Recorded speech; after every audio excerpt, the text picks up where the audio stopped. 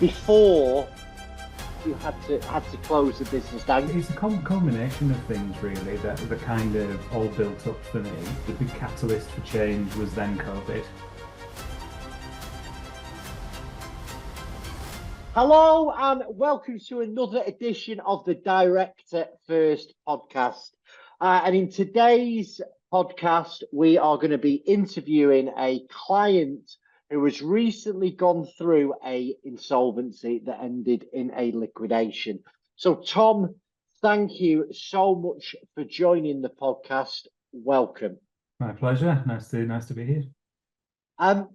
In your own words, could you sort of briefly introduce yourself and tell us just a little bit about your business before you had to close the business down? You don't have to be specific about names or things, but give us a little bit of context. It'd be really helpful.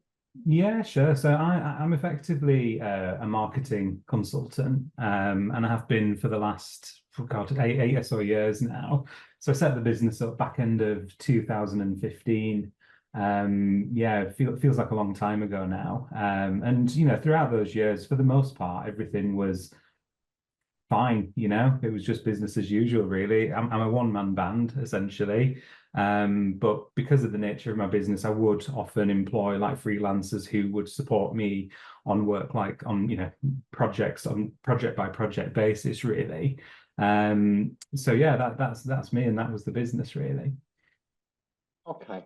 Now, obviously, when people sort of start to get into that position of insolvency, there's a number of different red flags. I know what mine were when I had to place my business into liquidation, but what happened for you? What were the triggers? Because it's very rarely that it's all of a sudden. There's these little things that build with people.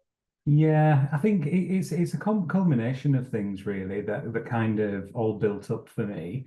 So as I say, the early years of the business were good. I was experiencing some good times. The growth was good. The clients were happy and things were building quite nicely. It was all very sustainable, to be honest. I wasn't wanting for anything. Like I say, it was purely myself and my partner, who was an account manager in the business as well. And we were supporting those clients, delivering the work, growing the business slowly and slowly. I guess the first early signs and the big catalyst for change was then COVID, that's obviously a very common thing in your world, Chris. I'm sure as a lot of your clients have had to deal with. And the first signs of that were actually pretty positive. I didn't see anything going wrong around that time. Because of the work that I do, which is predominantly in the sort of digital space, COVID actually in the early stages benefited me a bit, because a lot of the clients were asking for things online, and that meant I had to spend more time doing that kind of thing. Where it then kind of the wheels started to wobble a little bit was the aftermath of COVID. I think I definitely felt a massive shift in client spend. There was suddenly this huge worry about budgets and team members being able to support. And frustratingly, and this is something I've had all my career, when it comes to that kind of, businesses are struggling for themselves, the first thing they'll do is pull marketing budget, which then started to affect me. There were a few instances where I would take on a project for a new client, because I was obviously still trying to grow the business and trying to grow the revenue. And in a few instances, that required me outlaying some of my reserves to facilitate the delivery of that project. And then I'd have trouble recouping that money from the client. They'd then, pull the budget, or there'd be, disagreements around paying them by a certain day, and cash flow then started to become a very real problem. I think then that, coupled with, the repayment of debt that was building up, which naturally does within any business, it's sort of then this culmination of factors started to be red flags, I guess. And I was then at that point, I was starting to get concerned for, okay, well, what happens here now? Because, I'm starting to not see the light at the end of the tunnel. And that's where then, I guess we sort of came into contact on that journey, really. I mean, you said something there that I want to jump onto, and it's for people who are watching this now. The temptation when things are struggling is to reduce marketing. Mm. Yeah. Now, for me, that is the worst thing that a business owner can Yeah. be doing.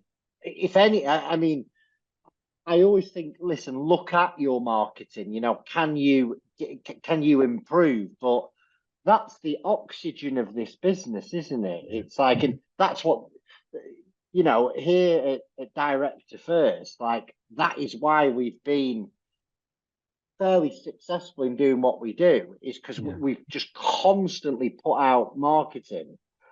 And most of the jobs I get, and when we're digging into things, when they're them type of businesses that need leads in, whether it's double glazing, driveways, pet food, it doesn't matter, does it? Every single business out there, to Yeah. a degree, is reliant on sales. Yeah. And sales, you can have the best. I know if someone sits down with me, there's a good chance I'll write that business. I'm Yeah. good face to face. If I Yeah. can't get any bugger to sit down with me, I'm in real trouble. And Yeah. that's what marketing is, isn't it? It's bringing Yeah. people to the table. So, if you're watching this out there and, you're struggling, and cutting a marketing budget for me is you're just Mm. signing the end of the business, because so it might not happen straight away, because that's another thing that's worth talking about. Is I've always believed that I don't benefit from the efforts I put in this month, whether it's marketing, Mm. phone calls, emails, TikTok videos, bloody Yeah. adverts. It's stuff that I'm doing months and months and Yeah. months and months and months. And I got taught that the more people will see you, especially on a big decision like this, and I suppose that leads on to another thing. Most decisions at the moment, if it involves spending money, is a big decision for people. They're Yeah. not pulling the trigger as quick as they used to be. Yeah. So the more stuff you can put out there Yeah. to make people aware of who you are, what you do, it gives you that advantage, doesn't it? I mean, what Completely. would be your take on this? As a marketing guy, Yeah. but I completely agree, Chris, to be honest. And, it's a challenge I've faced many times in my career because, with when it was the recession and things like that, similar kind of wave happened there where, as back in those days, I was working in an agency and, we'd be telling people, the last thing you need to be doing now is cutting your marketing budget because if you want to survive in this world, you need to have that voice in amongst your competition. Otherwise, you are just going to fail. But I guess it's on the balance sheet for a lot of businesses. They see it as a big spend. They see it as, something that they need to put a lot of budget into.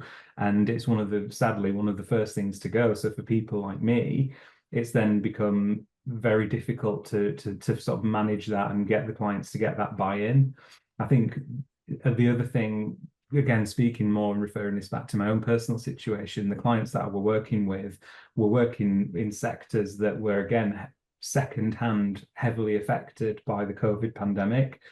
Property, for example, as soon as COVID hit, property developments then just came to an absolute halt. Building sites came to a halt. So the projects that I had in my pipeline that might have been for, advertising and doing certain things to get those products to market, they were just like, well, if we can't even get our builders on site to get this development finished, we don't need that bit of marketing. So it was, that was where the COVID piece came into it, I guess, on that front. But yeah, it's definitely a big challenge, is that whole getting people to commit to that buy-in. And, from a marketing spend, you are strangling the business if you do pull that plug, I feel. one thing that also that's worth noting here is, I mean, you are, and I'm not going to go into detail, but you actually took on debt that you personally guaranteed Yeah. here, didn't you? Like, Yeah. and I think that always paints a picture with the director is like and you've not done it willy-nilly. You've done it because you're like, I am willing to really put my neck on the block here and Yeah. to sign this to bring some money into the business, to help my business, to help my economy, to survive, really. Yeah. And there's so many directors out there that have done the same, and it's it, there is a myth out there that everybody who liquidates a business has done something wrong. Now, Mhm. I've liquidated a business. It was a change of government policy. I have I've spoke to thousands of directors over the years, and there's Mhm. always the minority. And you Yeah. just get off the phone and go, I hope he doesn't ring me back. Um, and then you get people like yourself who've worked hard, really Yeah. put the effort in, willing to put, risk it all sort of thing. And Yeah. it's purely by a circumstance. I mean, crikey, that pandemic, it's a distant memory. Mm. Now, we're looking at cost of living. We're looking at people having less money in their pockets. It's affecting absolutely everything. I mean, I don't go into politics today. There's been a budget today, that's been announced. Mm. It's tough, isn't it, out there for people? It is definitely, and yeah, I think yeah, just to reference that point, I did do that. I took on that debt in good faith because like I said, during that time when things were on the uptake, I was thinking, I obviously want this to succeed. I don't even just want to try and get by month to month. It was more like if I want to survive, I kind of need to do the opposite of what I'm telling people they shouldn't be doing and reinvest in myself because I wanted to remarket myself and add all those extra services, which is why I took that on to expand that service offering, to build the team, to get the business to that next level.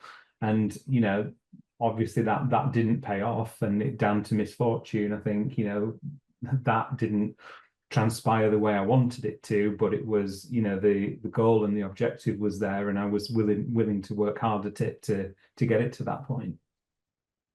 When you started to see those red flags that were coming, Yeah. too much month at the end of the money, costs coming up, and Mm. revenues coming down. What type of fears did you have at that stage? Uh, well, I mean, yeah, you obviously know this, but for the benefit of the conversation we're having today, I think once those red flags started to appear, and it happened within a relatively short space of time. A sort of what had happened for full context was the corporation tax bill had landed, and I could just about afford to pay that on a sort of time to pay. So I'd spoken to HMRC about that. I'd got that set up, but then it was the sort of the dawning realization of, well, once that's paid off, there's going to be another one on my doorstep, and then there's this mounting VAT, and there's this and there's that, and as you say, there's too much month once the money's run out, to be honest, and that's when I started to panic, to be honest. It's like, shit, I don't know what to do here. There's only so much income I can draw in. I can't throw good money after bad and take on, more credit and more debt. It's just not going to work. So that's when I started researching, obviously, the procedures that are available to potentially liquidate the business and, take accountability for where we're actually at as a very harsh reality. And the internet's a scary place, to be honest. You go out Mm. there and you start doing your research, and it's terrifying, to be honest with you. The stuff that's out there, and you start thinking, I'm one of those people anyway that just thinks the worst of every situation. If I have a Me bad too. headache, if I have a bad headache, I've got a brain tumor. There's an aneurysm coming, yeah. Yeah, but and it was the same situation here. I was kind of reading all these terrifying stories of, the insolvency's gone wrong and all the stuff that could happen. And I ended up speaking to one guy, and he literally put the fear of God into me. Going to lose the house, everything's going to go terribly wrong. You're going to be bankrupt, blah blah blah. And that made matters even worse, to be honest, because then you're not sleeping at night. And Yeah. you've referenced that as well in some of your Oh earlier yeah. videos, Chris.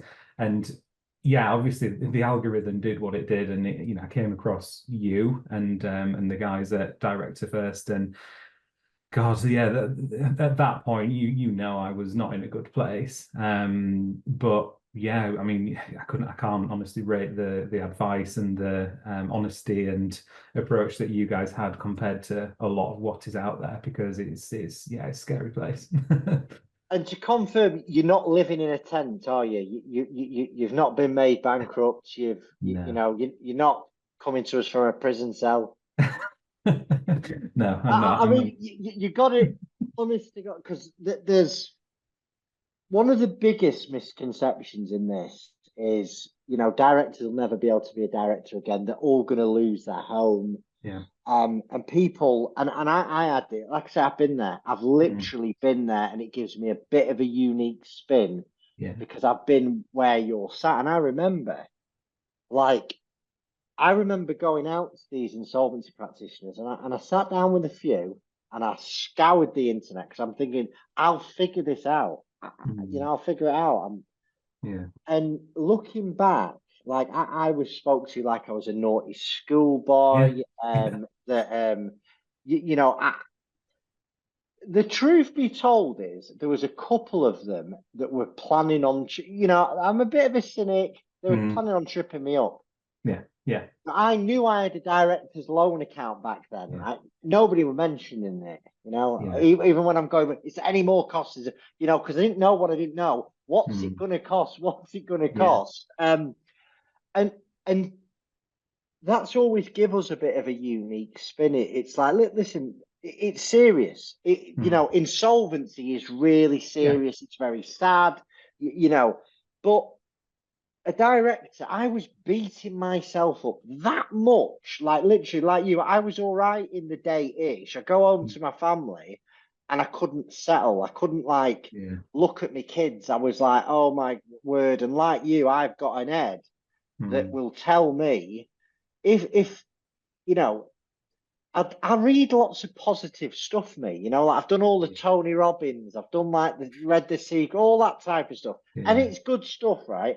But there's something wrong with my head because I know all that stuff, but my head will go, Mm, "You are." It'll focus on the worst thing that could happen and go, yeah. "That's definitely going to happen," and it starts Yeah. preparing it. Absolutely. No, That, mate, yeah. it were That's horrible. it is, and you're right, and similar experience here. It was the to feel so belittled, when you're in a situation that's all is serious and is bad, but it certainly doesn't help your mindset because you're just thinking, God, I can't think it can get any worse, but it sounds like it might. Yeah, yeah, and really, it's well, listen, we'll get through to sort of what's happened now. But Yeah, what were the steps that you took then? I'm glad you spoke. By the way, if you're watching this, please speak to more than one insolvency guy. yeah, Even if you like the look of me, compare us with other people. Mega big decision, much like a divorce. You only really want to do this the once, okay? mm. What were the steps you took to sort of find us, find other people? What was that journey like?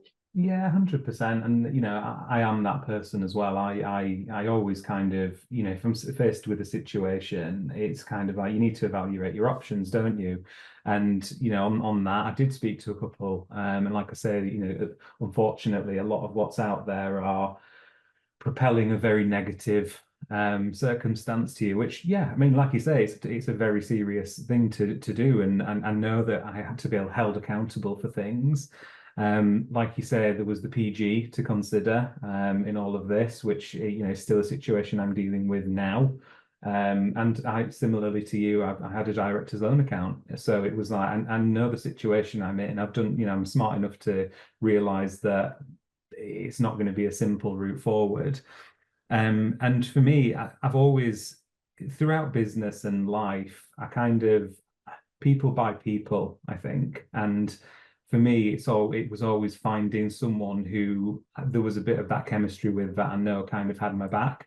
And that's when I spoke to you, the instant overriding feeling was, I don't feel like I'm going to get shafted here. This feels like, and look, you had that no bullshit approach. We still had a very honest and frank conversation about how the land lies and what's going to happen. But at the same time, it just felt like, yeah, you kind of you knew your stuff, you articulated it incredibly well. You gave me the options that I had, and we defined what that path forward was going to look like, and that gave me the comfort that I needed to be like, okay, I'm ready to face this now. Let's dive in and do it. Oh, listen, I really do appreciate the, you putting your faith in me. And it's like one thing I say to people, it's like, I'm not going to take your money and run off. I Yeah. will still answer the phone to you Hmm. 3, 4, 5 months down the Oh, yeah. line. It's there were a couple of things, and again, with yours, we don't need to go into it, but the key things that you went through, there are a lot of people facing. One, there was a PG. One, there was an overdrawn director's loan, and three, there were some assets in the business Mm. that Mhm. needed purchasing. Yeah. So the first thing was a PG. Now you sign a PG, it's the scariest thing in the world because that is like, Mm. and I'll tell you how I know. I did it myself. I'll tell you my story. For those that haven't heard it, me and my mate at the time had a 25 grand overdraft with Lloyd's, which was joint and several. Didn't know what that meant. And at the time, my mate, and we're mates again now. At the time, we were not on good terms, me and my old business Yeah. partner.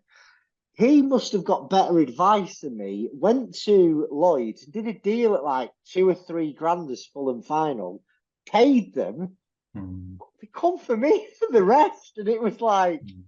um, but they were, I know your lender was a little bit harder to deal with Yeah. than Lloyd's, right? But could you tell us sort of how you've gone about with that, where you're at, sort of thing, as much as you're willing to disclose anyway? Yeah, 100%. I think so. Yeah, it's still kind of in flight, to be honest. So, the liquidation obviously happened, or it is happening. But we started that process back in like May, didn't we? I think it was June, I think, that you June, that's actually, it. your creditors meeting was. Yeah, correct. That's right. So I was dealing with Funding Circle on the personal guarantee, and yeah, I mean, obviously, the minute that process started, the letters started to land. But again, you'd kind of explained the process that they were going to go through, and that is what it is. But again, I think the confidence of having entered the process anyway gave me the confidence to face into them as well and not bury my head in the sand and be, very much face into it. I know what commitment I signed. I did that openly and I'm ready to be accountable for that. And the discussions are, very much just about restructuring that to something that's manageable within the setup that I have now. It's not the business that was, and the payments aren't the same as they were. It's over a longer period of time, but I have reaching an agreement where we can restructure that to suit where I am now, to be honest. And what you'll find with lenders like that is that they're used to these conversations. Yeah, It's like, it's not nice for anybody, but there's hope there, isn't there? The yeah, thought of, oh, I'm going to be made bankrupt, it's going to happen overnight. That is the last resort any lender yeah. wants to make. They just want their money back, Mm, albeit it will be perhaps on some slightly different terms. And the dreaded director's loan account. I mean, this is another thing that's so common. And I just want to explain to people what these things are, right? mm, And most people have them. Like literally, my desk, I probably work on 30 jobs at a time. I'd yeah, say 25 of them below the company some type of money. And what it is your companies are like a ledger. Every time you put money into the company, it's a credit on your director's loan. Every time you take money out of your company, it's a debit on the director's loan. So I don't know, say someone's taking 4 grand a month, a grand goes through the salary scheme, PAYE, they take 3 grand a month in their head as a dividend. But it's only a dividend when the accounts are done. When you take the 3 grand, it's actually a drawing. mm, Then at the end of the year, if you have made enough profit, you declare that dividend, you pay the tax, you pay the personal tax, there's no problem. But certainly since 2020, people's revenues have gone down. And let's be, 4, 5, 6 grand a month, that's not a huge amount to mm, running the stress of running a company. yeah, People have still got to take their income. Listen, I'm going to come out with it. I think a lot of people are really poorly advised. mm, An accountant should be going, listen, you know what? Revenues have dropped a little bit. Maybe you need to switch to salary just to ride this storm out. Conversation never happens. mm, They've had to take out that 40 grand a year just to live. There's no Ferraris. There's no Mm. holidays in the Maldives. That's like just to put food on Yeah. the table, mortgage, feed the kids, whatever. And then they get to their accounts, they've not made enough profit, and they've ended up with a director's loan because that thing that they're taking in their head as a dividend, there's Mm. not enough profits. It gets converted to an illegal dividend, an overdrawn loan account. So Mm. Yeah. loads of people have them. Again, Yeah. it's not a criminal offence. Mm. It's like it's just one of those things. Yeah. The problem with a lot of firms is they will not mention it. You'll go into liquidation with them and they will be hounding you for it back. Now, there's nothing wrong in that. An insolvency practitioner is just doing their job. You need to find a firm, and there are some good firms. That one behind me is pretty good, but there are some really good firms out there who'll go, listen, your issue is your director's loan accounts here. We need to Yeah. come to a settlement. So, and that's what happens is if you've got a director's loan account, don't be worried about it. But dear God, don't try and cover it up. It's going to get figured Mm. out somewhere along the line. Yeah. And in most cases, a settlement will be reached that is affordable to you. And again, don't be scared about the horror stories that you're going to lose your house, you're going to be made bankrupt. It's very rare that Mm. happens, but you must get a deal done before you decide to appoint the insolvency practitioner. Never go, we'll deal with that down the line. That's like, no, no, no, no, no. We deal this before you sign the paperwork. But what Mm. was your experience in taking it? Again, we don't have to go into Yeah. Yeah. minute detail. Yeah, no, exactly that. Like I say, I was very aware of it, and I think it's an interesting point you raised there about the advice from accountants and things like that. Not to point fingers and stuff, but on reflection, I do feel that that is an issue perhaps in the kind of wider context of things because yeah, you kind of sort of you put your trust in certain people to run certain things on behalf of the business, and then ultimately as a director you're holding yourself accountable to all that. But I do feel that a lot of people end up in that situation because of that. And yeah, me being one of them, I'd built up a little bit of a director's loan account, and I knew that that was going to affect the insolvency procedure. So again, the critical thing for me was understanding where I stand with that before I sign on that dotted line and pull the trigger on that process. And again, working with you, it was you went through all that with me before we actually did anything, and you put that proposal forward, and in terms of look, this is where you stand and this is what's going to be done about it. And it's like, and the process has been exactly that. That's it's gone exactly as you've said. But I think advice to anybody out there in a similar position, just to compound your message, I think the key is make sure whoever you're speaking to, you get that agreement up front. I think it's super important because yeah, I think there's a lot of people out there who would probably do things differently. And just to then lead into your third point from earlier as well, it was the same with the assets in the business. Obviously, the business had built up pieces of equipment that were there, and it was a case of, well, I want to buy that equipment out of the company, but I want to do it in the proper way. I know it can't, I can't start putting stuff on eBay and trying to get cash out and things like that, which some people might be tempted to do. But again, you sort of explained that part of the process to me, and got the valuation on it, or we got that done as part of that proposal, and that agreement was made for the purchase back of those assets at the price that we agreed. And again, a few months on from that process, that's all been done, been paid for. Those assets are now in back in my ownership. And that's all gone as you explained it to.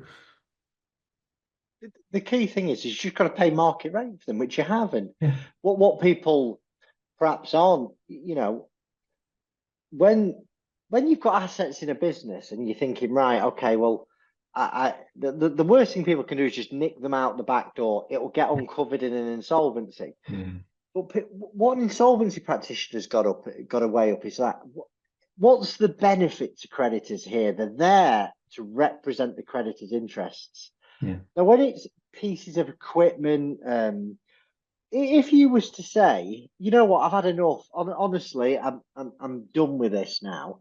Come and collect them and sell them. The cost to collect these bits of equipment, to Yeah, drive them back, to auction them off, very little, if anything, will go back to a creditor. Whereas yeah, with this, at least some money can get raised. Again, you've just got to ask the question with people, explore it, get an independent report. yeah, Get someone to do an agent's report and make an offer on the back of that. yeah. Now, bear with me. I've totally forgot where I have. I normally have a bit of a. I think Don't worry. we've just gone a bit rogue here. Where was we before we was on about the assets, the overdrawn director's loan account, and yeah, getting through it really. Um, was there any specific challenges aside from the PG, aside from the director's loan, anything that happened that where you just went, like freeze moments, it's getting too much. What are the negatives? What were Yeah. the downsides to this? Well, I think it's like, and it was kind of half expected, but I guess, just to reiterate that point about it, it is a very serious thing to do and to go through. And, again, to the point of earlier on, the panic stations when you're researching things, and letters landing on your doorstep, that always kind of makes me worry a little bit. And once you start getting into the process, and again, you highlighted this at the start, but you said this is a very paperwork heavy process to go through. You're going to have to come up with X amount of blah blah blah to get this process underway and make sure that we're working with the insolvency practitioner. And then that was true. The minute it started, massive bundle of documents landed, and you've just got to commit the time and go through all that. And then there's sort of things in there that do make you start second guessing. Am I still, is someone going to come after me if I put the wrong answer on this thing? And you sort of start doubting. For me anyway, I'm speaking very personally, there's that Yeah, self-doubt of, I feel like I've really fucked up here. Excuse my yeah. language, sorry. It's um okay. There's no kids watching this. Good.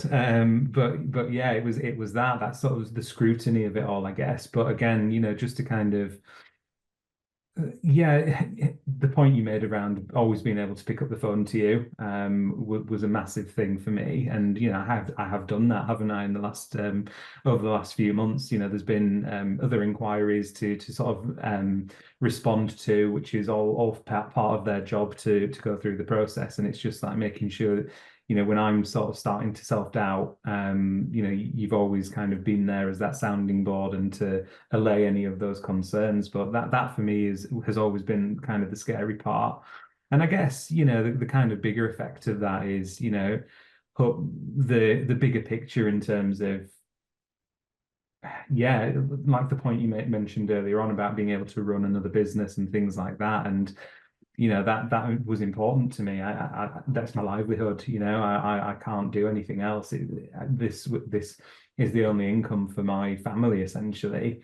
So it was just making sure that we go through this and I can continue doing what I want to do.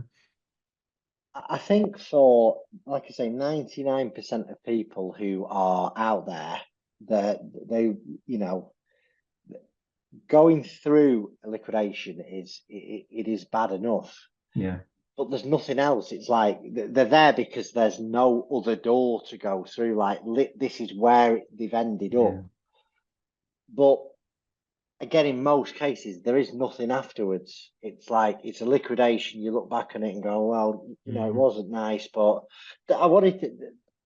That's what stumped me before is on overdrawn loan accounts. There's a caveat. yeah, Okay, we have got to rely on the info that you directors give us. Okay, mm, and that can be really, we want a bit more than just verbals. We want to see some type of accounts, management accounts. So it's quite important to have that stuff up to date. Because if you go in, I've got one at the moment, and he's given me management accounts that showed a DLA there, the insolvency practitioners had to go in, review bank statements, and it's trebled. And I had to go back and I said, listen, I says, I get it if it's a little bit out, but it's 3 times what you said it was going to be. And that becomes difficult, because that's when you've done a deal with somebody based on the information that you've got. An insolvency practitioner's still got a check, and that's what you raised. Still, queries will come. If you're getting a director's loan account written off, they're still going to want evidence that you can't afford it, that you're in rented accommodation. If you're getting a deal done, they're still going to want that evidence: income, expenditure, assets, and liabilities. So there'll be a lot of verification once you're in liquidation to back up that deal that's been done previously. So the key things, like you always have done, you've just got to respond. You've got to comply with any request an insolvency practitioner makes. Don't bury your head in the sand, and just give them what they're asking for. I mean, you have touched on it, but I wanted to just sort of focus in. What was the part of our service at Director First that you found most helpful or reassuring through initial stage liquidation, now where we are sort of 4 or 5 months after? There's probably a few parts to that, to be honest, that make up the overall feeling and confidence, I guess. I think the first one is the knowledge, that there's no question I've asked you where you've been stumped, or it's been like, oh, not quite sure, or we need to look at this. It's always, there's very much a direct response. You know it like the back of your hand, and that instantly gives me a lot of confidence. I think the personal approach, being able to message you or pick up the phone to you when I've got a query, or I just need, talking down because I'm panicking about something, is always, been a massive part of it as well, because you've been, incredible throughout the whole thing. And I think, the piece that we spoke about just then in terms of understanding what the deal is at the start, and sort of laying that proposal out in fine detail. And it just that all of those components together, I think, build up a picture that there's just a lot of confidence in dealing with you. And I'd never doubt, I'd always recommend you if somebody else I knew was experiencing a similar kind of situation, because again, I've done a lot of research out there, and I know kind of who's out there and what a lot of them are like. But you certainly stand out for those reasons that I've just mentioned there. Thank you. Looking back, is there anything you'd have done differently? But the biggest thing for me was just a personal thing. And I think, I, as you know, with the whole kind of PG situation, I got into a situation where I probably took on too much debt of my own willing. And I mean, thinking back, probably shouldn't have done that. The signs should have been there earlier on, I think.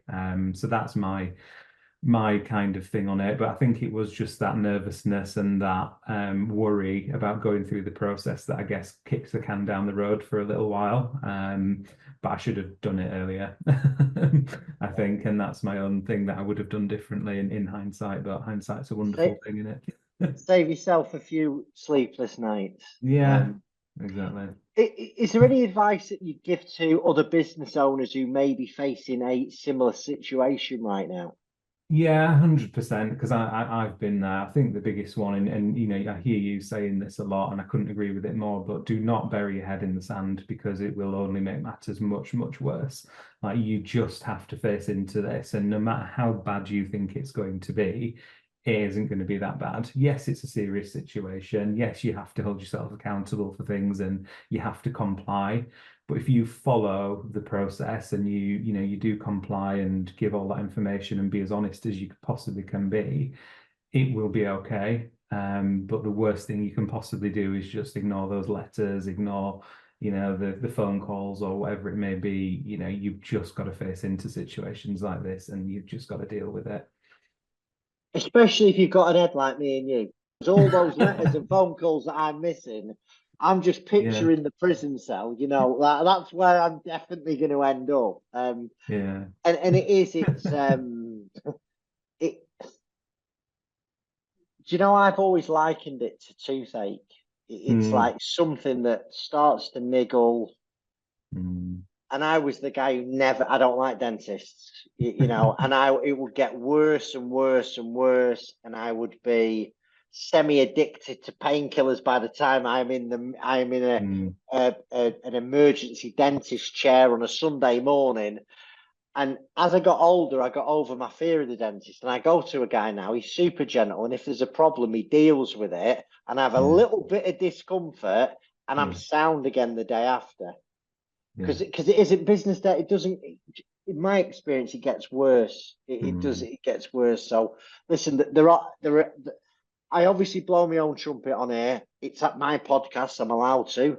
But there are some other good firms out there. I think the key is you've just got to speak to somebody. You've got to mm, speak to somebody, speak to more than one person.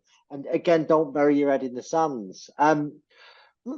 Listen, how do you feel now it is the company's in liquidation, that process of liquidation is still going on? It's going to take 12 months. It's not mm, 12 months that's specifically looking at this, Tom, but how mm. do you feel now that you are through that process and, you know, onto what you're doing now? Yeah, the weight's definitely been lifted massively. It up until the process, until it started, like I said, there were the sleepless nights, and it was, there was just a lot of what am I going to do? How do I get out of this? But it hasn't been as bad as I expected or thought it might be, and that's large in part to the service that you and the team have delivered, Chris.